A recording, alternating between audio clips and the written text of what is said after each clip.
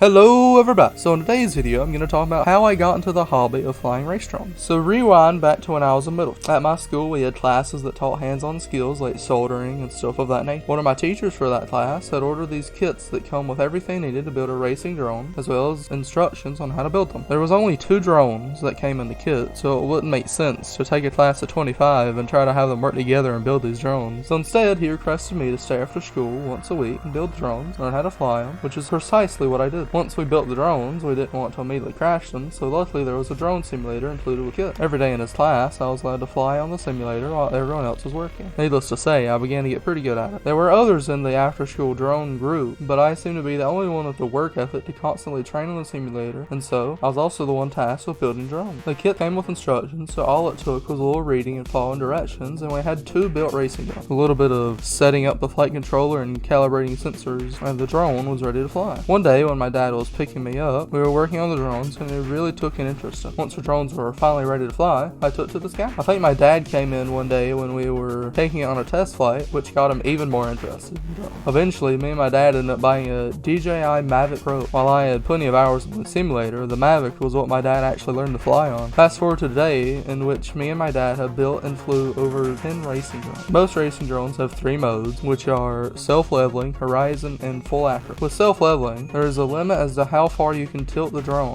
and when you let go of the stick, it will automatically level out. Horizon mode is very similar to self-leveling, but once you go past a certain threshold, the drone will do a flip. With full acro, however, the drone only does what you tell it to do. It doesn't automatically do anything. If you really wanted to, you could flip the drone over and fly it straight to the ground, and it wouldn't do anything to stop. Full acro mode is what we fly in now, because when we were building one of our drones, it didn't act right in any of the other modes. So we pretty much had to force ourselves to learn to fly in full acro mode, and now we can't go back to the other 2. It just doesn't feel right. Alright guys, that's my story of how I got into drones. If you liked it, then you know what to do. If you made it this far, then I thank you for listening. See y'all!